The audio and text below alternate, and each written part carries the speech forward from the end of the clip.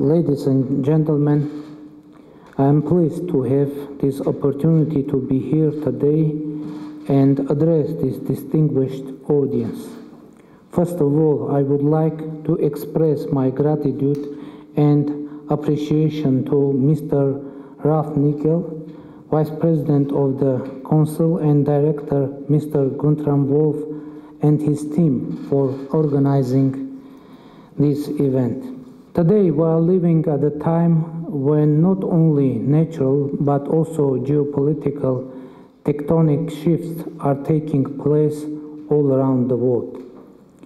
Deepening geopolitical instability, growing tensions and unpredictability are weakening the world order and international security system, creating even bigger challenges, especially for a country like Armenia with democracy, making us more vulnerable in our complicated region. Dear attendees, we witnessed the first sprouts of today's challenges and the collapse of the European security architecture in our region back in 2020 when Azerbaijan unleashed a war against Nagorno-Karabakh. After the signing of the November 9, 2020 trilateral statement, Azerbaijan not only didn't abandon its bellicose politics and threats, but also carried out new aggression, this time against the sovereign territories of the Republic of Armenia in May 2021, November 2021, and September 2022. During the last aggression on September 13-14, 2020, Azerbaijan launched a large-scale military attack targeting the military and civilian infrastructure of Armenia using heavy artillery, missile systems, and drones. As a result, the Armenian side had 225 victims, including 3 civilians. More than 100 square kilometers of the sovereign territory of Armenia were occupied. Today, I wouldn't like to go deep into the details of the aggressions of 2020, 2021, 2022, but it is impossible to ignore the evidences of multiple cases of torture, mutilation of captured or already dead Armenian servicemen, including servicewomen, and other atrocities by Azerbaijani military forces. The horrible videos of the Azeri militaries committing ISIS-style war crimes by executing Armenian prisoners of war should be acknowledged and addressed by the international community. Another issue is the engagement of the mercenaries from Syria by Azerbaijan. During the aggression of September 2022, when the external security system of Armenia didn't work, we requested an emergency meeting of the UN Security Council that was held on September 15, 2022. During the meeting, the UN Security Council member states noted that the use of force is totally unacceptable, explicitly named the aggressor, Azerbaijan, highlighted the importance of adherence to the norms of international humanitarian law, emphasizing also the fact that civilian infrastructure of the territory of Armenia was targeted. An important step toward the escalation of the situation, quadrilateral meeting of President Macron, President Michel, President Ալիևն and me in Prague on October 6, 2020, where an agreement was reached on deploying short-term EU monitoring capacity along the international border between Armenia and Azerbaijan. When this mission mandate ended on December 19, 2022, at Armenia's request, the EU Council made a decision to deploy a new, fully fledged civilian mission on the territory of the Republic of Armenia for a 2-year period. On behalf of the government of Armenia, I would like to express our gratitude to the EU and its member states, particularly to the government of the Federal Republic of Germany for its support to our request. The mission was launched on the 20th February, and I have already met the head of the mission, your compatriot with extensive experience in international deployments, Mr. Markus Ritter in Yerevan. The mission shall play a crucial role in ensuring security on the ground and stability in the region, as well as timely and reliable reporting on the current situation to our partners in the European Union and its member states. Dear colleagues, Azerbaijan, since December 12, 2022, in gross violation of the provisions of the trilateral statement of November 9, 2020, has been illegally blocked the Lachin corridor connected Nagorno-Karabakh to Armenia. The blockade resulted in a humanitarian crisis. 120,000 Armenians of Nagorno-Karabakh had been cut off from natural gas, electricity, food, medical, and other vital supplies.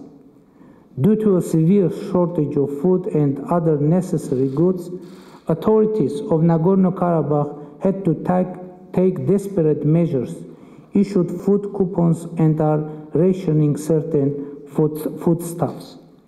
Population receives only irregular power supplies from local electricity capacities. Universities, schools, and kindergartens were shut down, due to which more than 30,000 students and children were deprived of their right to education. On December 20, 2022, upon the request of the Republic of Armenia, an emergency meeting of the UN Security Council was held on the situation caused by blockade of the Lachin corridor. The overwhelming majority of the UN Security Council members made clear demands to stop the blockade of the corridor by Azerbaijan and to ensure the access of international organizations to Nagorno-Karabakh. Dozens of countries and organizations issued a targeted condemnation of the blockade of the Lachin corridor and urged Azerbaijan to end it. The Republic of Armenia has been putting efforts to send a UN and OSCE fact-finding mission to Nagorno-Karabakh and Lachin corridor. Also, the Republic of Armenia filed a request to the International Court of Justice of the United Nations under Convention of the Elimination of all forms of racial discrimination to apply provisional measures to unblock the Lachin corridor. On 20 of February, early this year, the International Court of Justice issued its order to Azerbaijan to take all measures at its disposal to ensure the unimpeded movement of persons, vehicles, and cargo along the Lachin corridor in both directions. Unfortunately, up to now, Azerbaijan failed to comply with the decision of the ICJ, and the traffic through the Lachin corridor is still disrupted. Though the natural gas supply is restored, electricity supply to Nagorno-Karabakh, having been cut off since 9 January 2023, has not been restored yet. Food supplies are still carried out by coupons, and people are deprived of crucial medical care. Only Red Cross and Russian peacekeepers are able to deliver limited amount of food and necessary life-saving goods to Nagorno-Karabakh and transport people with healthcare emergency needs to Armenian hospitals. Growing aggressiveness of Azerbaijan toward Nagorno-Karabakh makes clear the intentions of Azerbaijan to carry out an ethnic cleansing of Armenians in Nagorno-Karabakh. Recently, President Ալիևը of Azerbaijan declared that Lachin corridor is open for those Armenians who want to leave Karabakh. That means that Lachin corridor is closed for those Armenians who live in Nagorno-Karabakh.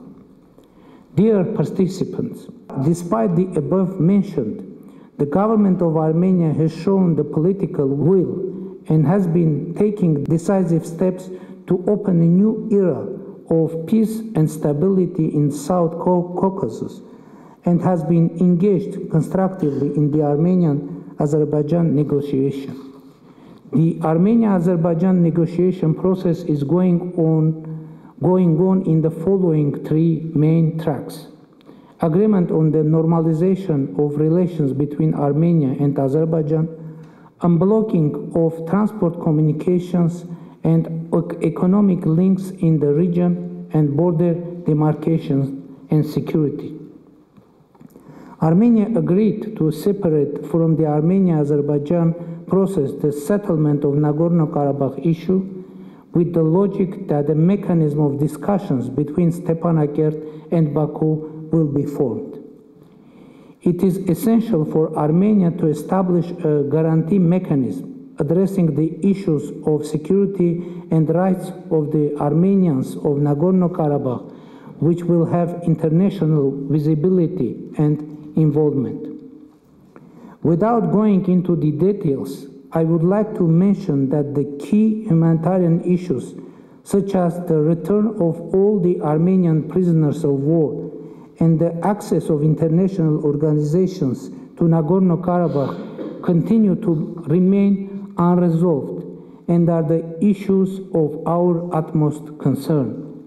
We strongly condemn the continuous violation of the Geneva Convention on the prisoners of war by Azerbaijan, as at least 33 Armenian prisoners have been sentenced to different terms of imprisonment through completely trumped-up charges.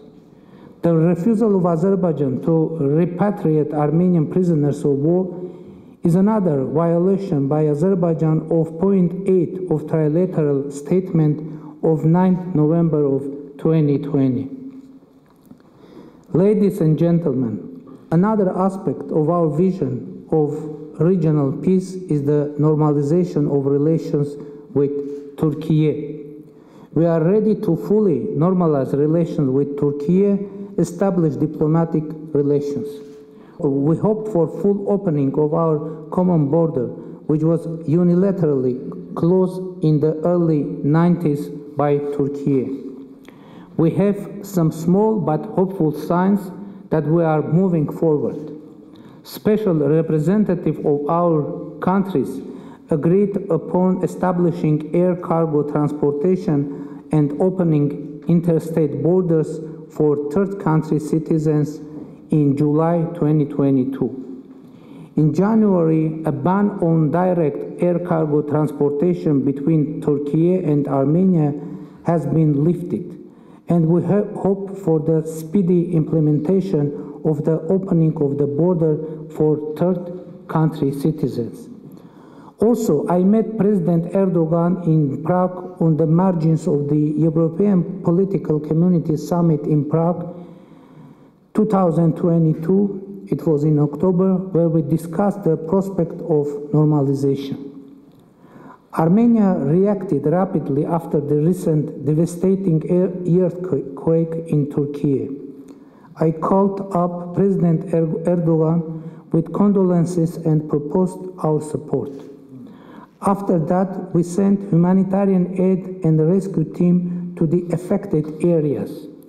It is very important to state that 2 convoys of humanitarian aid entered into Turkey through the border bridge, which had been closed for 30 years.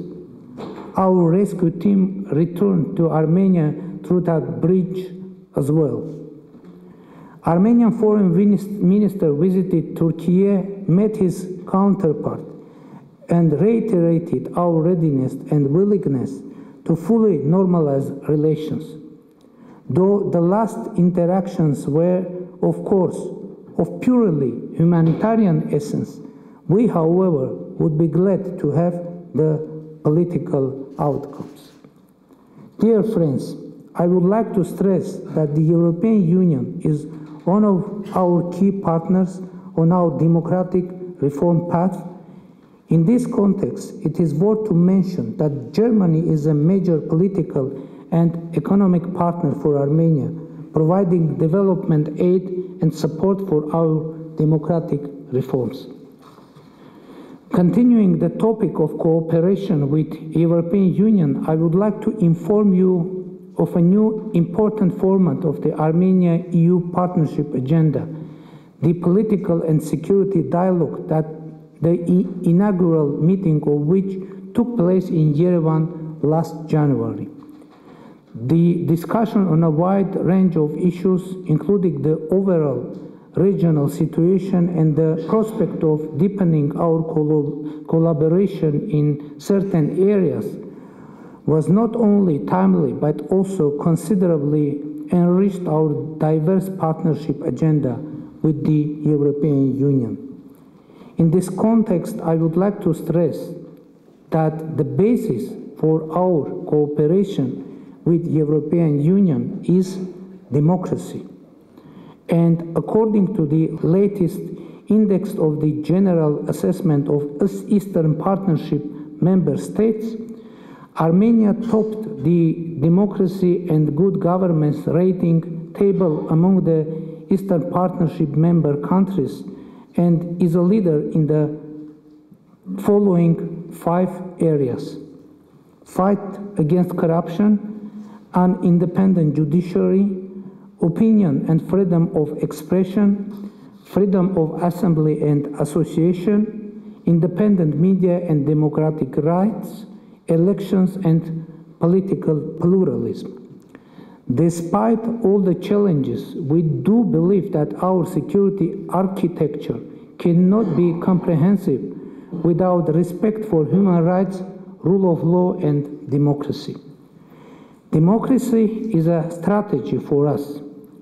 We will keep up reforms aimed at strengthening the rule of law, consolidating good governance, and fighting against corruption, aiming to ensure prosperity for our people. The 2018 democratic Velvet Revolution, followed by 2018 and 2021 snap parliamentary elections, proved that Armenia's democratic development path is irreversible. In this regard, 2021 parliamentary elections were exceptional. It was first case when election in Armenia served as a tool for overcoming the political crisis. I mean internal political crisis that we had after the 44 days war of 2020. Usually, elections sparked political crisis in our country, and it was the case from 1994 to 2018. But this page is turned off after democratic revolution of 2018, and Armenia now is an internationally recognized democratic country. However, recent security challenges raise serious question. The following question: whether democracy can provide security. Whether Armenian democracy is able to provide security. This is the question that rightfully worries the Armenian society today, and an issue to be addressed by our government. Thank you for your attention.